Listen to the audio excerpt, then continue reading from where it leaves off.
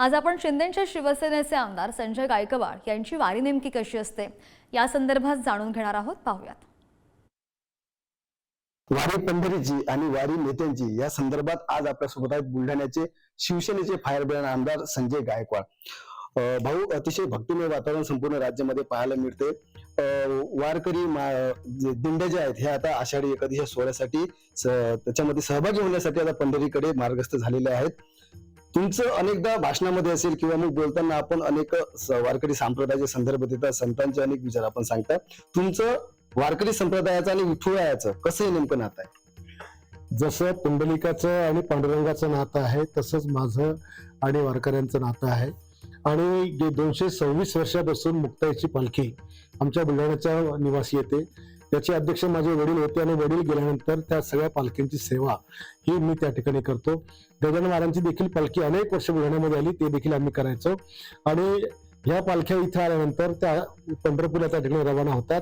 आणि म्हणून या सगळ्या वारकऱ्यांची सेवा घडण्याकरता किंवा त्याच्या व्यवस्थेकरता महाराष्ट्रातलं सगळ्यात नंबर 1चं 5 स्टार वारकरी भवन मी बुलढाण्यामध्ये उभारलं।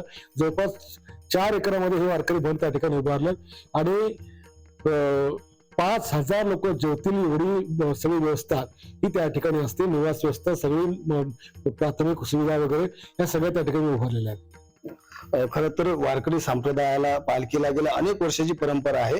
तुम्ही देखील ह्या वारकरी पालख्या ज्या आहेत किंवा वारी जी आहे हे अनुभवलेली असेल। गेल्या अनेक वर्षापासून काय नेमके बदल तुम्ही अनुभवत गेलात? वारकरी पालखीमध्ये गेल्यानंतर तुमचं शरीर चांगलं राहतं, तुमचे आजार दूर होतात आणि एक वेगळा आनंद म्हणजे जगावेगळा काहीतरी आपल्याला आनंद त्या ठिकाणी अनुभवायला येतो। असं वाटतं की एक वेगळी ऊर्जा, एक वेगळी शक्ती, एक वेगळी प्रेरणा आपल्या शरीरामध्ये आली। आणि चालत जाताना त्याच्यामध्ये कधी भानच राहत नाही की आपण किती अंतर चाललो, भूक लागली का, तहान लागली। विठ्ठल नावाचा पांडुरंगाचं नामस्मरण करत करत पुढे जाताना दिवस कसा जातो ही कळत नाही। वारकरी संप्रदायाची ही जी परंपरा आहे किंवा त्याचं जे काही नियोजन असतं त्याच्यामध्ये कुठेतरी आता काही बदल करणं गरजेचं आहे असं वाटतं? वारकरी मुळातच स्वतः विठ्ठलाचे भक्त आहेत, धर्माचं काम ते करतात आणि त्याच्यामुळे त्यांनी स्वतःला एक शिस्त लावून ठेवलेली आहे।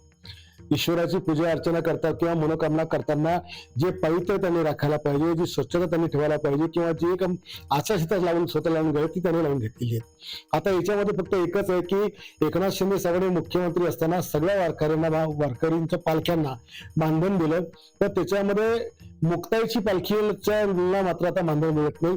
तेवढी एक व्यवस्था शासनाने त्या ठिकाणी केली पाहिजे। आणि जेवढ्या रस्त्याने